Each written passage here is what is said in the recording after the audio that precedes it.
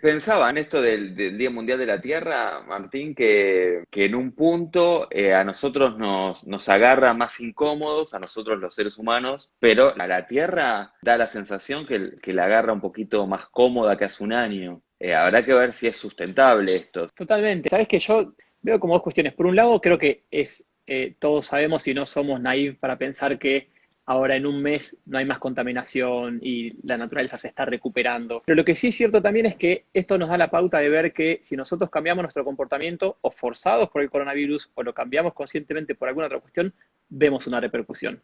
Y eso es alentador. Daba la sensación de que las veces que se habla de cambio climático y el efecto que tiene lo que viene haciendo el hombre sobre el planeta, no tiene un impacto tan inmediato para mal y a su vez para bien. Da la sensación, bueno, esta es la sumatoria de muchos años de no hacer lo que corresponde, de repente la pandemia nos pone un freno y los impactos, en este caso positivos, son inmediatos. Es muy interesante lo que decís. Creo que si bien uno sospechaba este tipo de cosas, hay que ser humildes y reconocer, nunca enfrentamos una situación así. Nunca nadie estuvo en esta situación de ver el mundo en pausa. Y creo que en ese sentido, yo la verdad es que me imaginé, sí, si uno hace la suposición y parase el mundo un mes, ¿qué pasaría? Y bueno, debería haber menos contaminación, pero nunca sabés. Por lo que decís vos, hay tantos efectos acumulados y que interactúan entre sí que es difícil predecir lo que va a pasar. Lo bueno del caso, entre tanta cosa terrible, es que los efectos son inmediatos, como decís vos. Mm. Entonces esto da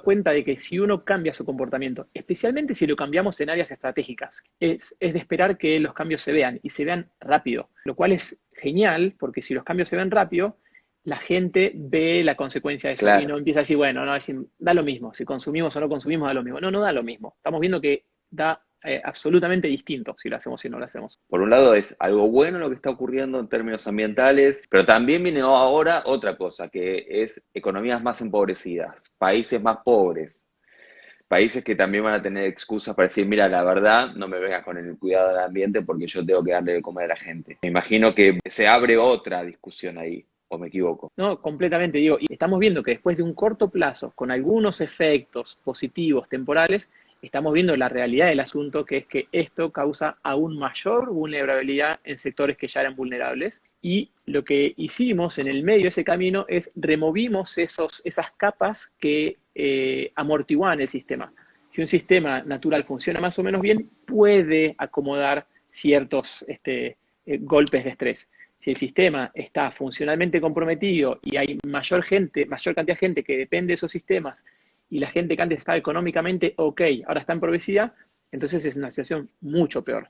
Y ese es el contexto real de estas mejoras temporarias de algunos indicadores. Hay que tener mucho cuidado porque lo veo en todos lados y lo vemos todos, estas noticias en donde dan pareciera que ahora se resolvieron un montón de cuestiones ambientales por el COVID. Ojo con eso. Todos los países van a tener que tener en cuenta que no pueden seguir dejando pasar las necesidades de tener un sistema de salud adecuado, flexible, listo para responder ante Mm. estas posibles pandemias y un sistema productivo que esté perfectamente en contacto con el equilibrio natural. No podemos producir a espaldas de los sistemas naturales que funcionan. Tenemos que producir teniendo en cuenta que si esos sistemas no existen, no hay producción posible. Acá hay un actor, hay dos actores fundamentales, uno es los Estados Unidos y otro es China. ¿Vos imaginás cambios en la política industrial de ambos países a partir de esto? Mira, creo que es un tema complicado y me parece que hay dos niveles.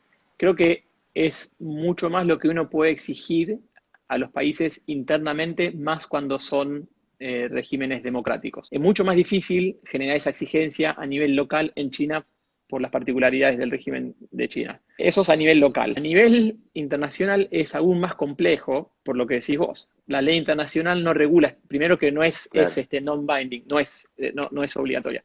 Y lo segundo es que depende de otro montón de cosas. Pero lo que sí es cierto es que aún los regímenes más egoístas, y uno podría poner en este momento el régimen de Estados Unidos como con un tinte egoísta en el sentido de que siempre es Estados Unidos primero y después el resto, aún esos sistemas están altamente preocupados por la interdependencia económica y geopolítica que hay, con lo cual aún si quisieses tener una metodología ultra egoísta, no funciona en un mundo globalizado. Para que esto funcione hay que funcionar en colaboración, porque es una cuestión inclusive de conveniencia.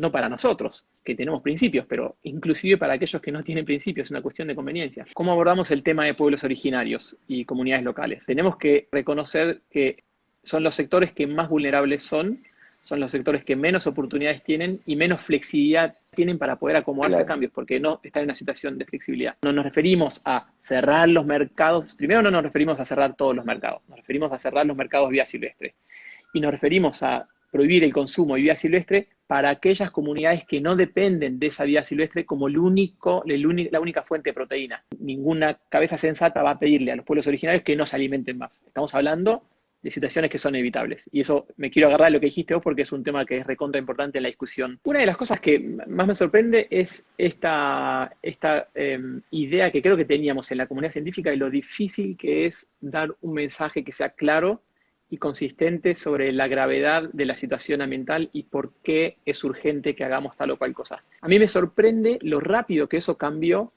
ante un tema que nos involucra a todos. Esto da cuenta de que es claro para todo el mundo cuando el tema te toca. Esto es algo que, como decís, ecualiza es en todos transversal, los claro. sectores, es transversal, promedia, y es algo que nos toca, es una de esas cosas que nos toca a todos. La pregunta que me hago es si vamos a ser capaces de trascender esto, porque esto va a pasar, y vamos a ser capaces de hablar en estos mismos términos de una cuestión que es absolutamente comparable y más grave todavía, que es la cuestión de cambio climático, por ejemplo.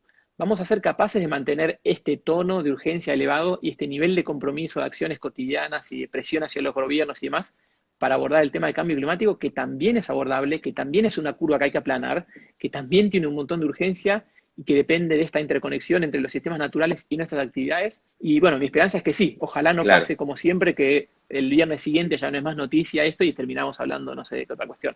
¿Por dónde pasa el desafío, digo, para ser capaces? Creo que pasa en mayor medida por, primero, una cuestión de ser honestos y sumar capacidades que la comunidad científica a lo mejor no tiene en comunicación. Eso es una cuestión que es relativamente menor y es solucionable. El otro tema grande es si las autoridades y los tomadores de decisión van a ser receptivos a este tipo de mensajes. Y yo creo que lo están siendo ya. Bien, Y yo lo digo, o sea, siempre, independientemente de quién está de administrador de turno, de qué país, realmente se están viendo mensajes de receptividad hacia la urgencia del tema.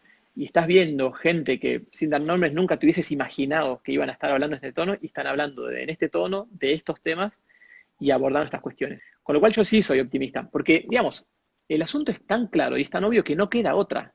Yo creo que si pasado esto, en 2 años, cuando esto no sea más un tema, nosotros volvemos a donde estábamos hace 2 años, quiere decir que realmente es muy difícil avanzar en esto. Y yo no creo que sea así. Yo creo que están las condiciones y creo que la gente está siendo receptiva. Aún aquellos quienes históricamente no lo fueron. Lo vemos en el sector privado. Esta cuestión obvia de que ninguna compañía privada puede funcionar con un mundo parado, quiere decir que todas las compañías privadas tienen una responsabilidad absoluta en ayudar a mejorar las prácticas productivas para con el ambiente. Todas, tengas una zapatería, una aerolínea o una procesadora de carne. Tenés que ser más responsable, porque si no vas a parar todo tu negocio.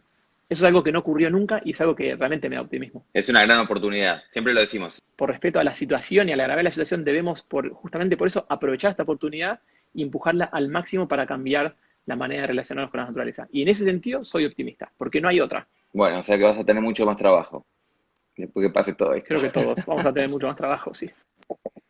Es verdad. Martín, gracias. Diego, un abrazo, siempre un placer hablar con vos.